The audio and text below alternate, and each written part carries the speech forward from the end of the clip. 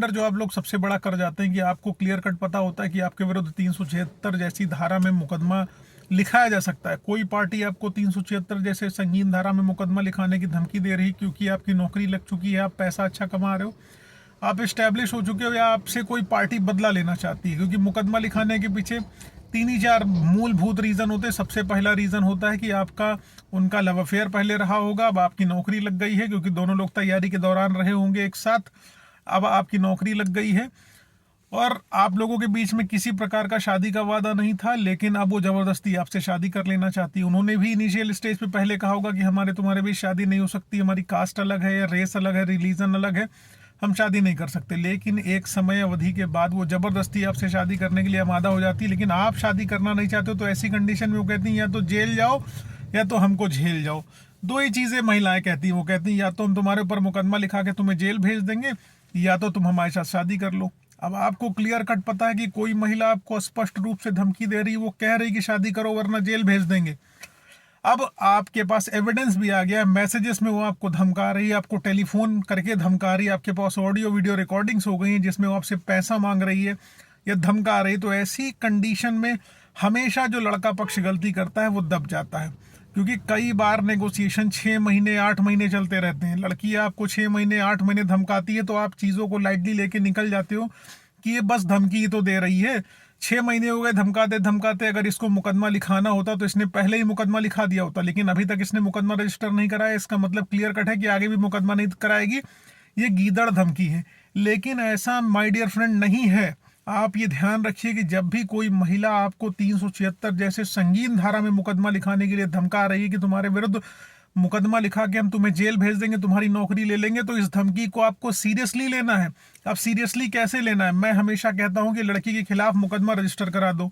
लड़की के खिलाफ आप मुकदमा रजिस्टर कराएंगे तो पक्का आपके ऊपर 376 जैसी धारा में मुकदमा आना ही आना है। अब ये क्लियर हो गया है कि आपके ऊपर मुकदमा आज आ जाएगा या कल आ जाएगा या 6 महीने बाद आएगा। स्पष्ट है कि अगर धमकी मिल रही है तो मुकदमा आएगा ही आएगा। सेटलमेंट की कोशिश करके कोई फायदा नहीं है।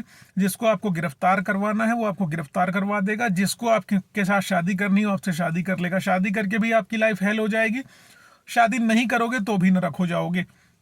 इसलिए क्लियर कट ये जान ली कि जब भी कोई आपको धमका रहा है 376 जैसी धारा में मुकदमा लिखाने के लिए और पैसे की वसूली कर रहा है या पैसे मांग रहा है, मुकदमों का भय दिखाकर आपके ऊपर जो है एक्सटॉर्शन करने की कोशिश कर रहा है, तो ऐसी कंडीशन में आपको इमीडिएट बेसिस पर इस मैटर को सीरियस लेते हुए उस लड़की के खिलाफ मुकदमा लिखाना है।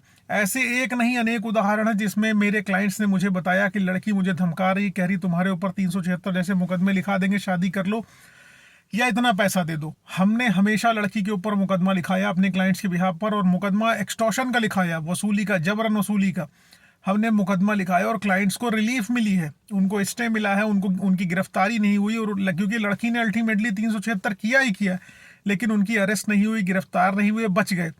अब आप जब सोचोगे कि हम जो है हमारे ऊपर मुकदमा आ जाएगा, तो ये समझ लो अगर आपके पास कोई ग्राउंड ही नहीं रहेगा कि जैसे लड़की ने मान लो आपको धमकाया, आपने कोई ग्राउंड नहीं क्रिएट कर रखा है, आपने उससे पहले कोई मुकदमा नहीं लिखाया, कोई एप्लीकेशन नहीं दी, कोई रिप्रेजेंटेशन नहीं दिया, तो कोर्ट पूछेगी आप ही क्यों?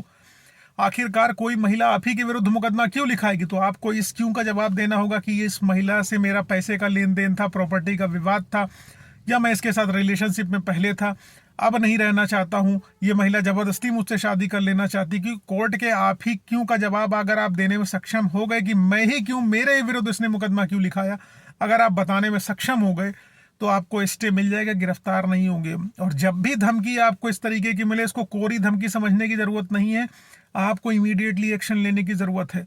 आपको लड़की के ऊपर FIR लिखानी है। अगर आप लड़की के ऊपर FIR लिखाने में सक्षम हो गए तो यकीन मानिए आपके विरुद्ध कार्रवाई नहीं होगी, आप गिरफ्तार नहीं होंगे, आपकी नौकरी बच जाएगी।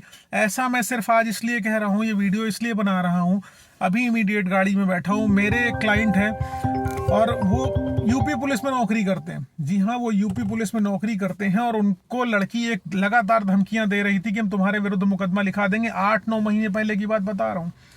इनसे तब भी मैंने कहा था कि बेटा तुम ऐसा करो, इस लड़की के ऊपर मुकदमा लिखा दो एक्सटॉर्शन का, क्योंकि तुमसे पैसे मांग रही, जबरन वसूली करना चाह रही और तुम्हें जेल भेजने की धमकी दे रही। तो ऐसी कंडीशन में तुम लड़की के ऊपर मुकदमा लिखा दो, तुम्हारे पास ग्राउंड हो जाएगा कि लड़की के ऊपर तुमने पहले केस कर रखा है, तुम बच जाओगे। लेकिन अगर आपने लड़की के ऊपर मुकदमा नहीं लिखा है तो आप फंस जाएंगे। इन्होंने उस समय मेरी बात को दरकिनार किया, बातों को लाइटली लिया। अब जनपद बाराबंकी में इनके खिलाफ मुकदमा लड़की ने 376 जैसी धारा में रजिस्टर करा दिया है। अब इनके खिलाफ मुकदमा पंजीकृत हो गया। अब आप समझ सकते हैं कि अगर इनके खिलाफ मुकदमा पंजीकृत हो गया है तो इनकी नौकरी पर बात आ गई है, इनको कितनी समस्याएं, कितनी प्रॉब्लम्स आने वाली हैं, आप खुद ही अंदाजा लगा लीजिए। इसलिए जब भी 376 जैसी धारा में कोई भी मुकदमा लिखाने की धमकी दे तो उसको लाइटली नहीं लेना है। मुकदमा लिखाना है, लड़की को जेल भेजना है, आपको ये कोशिश करना है। और आप अपने आप को तभी प्रोटेक्ट कर पाएंगे जब आप कुछ एविडेंस बना के रखेंगे। तो उम्मीद है इस जानकारी से कुछ ना कुछ हेल्प मिलेगी और इस तरीके की धमकियों को आप लाइटली नहीं लेंगे, अपना सपोर्ट, अपनी हेल्प खुद ही करेंगे।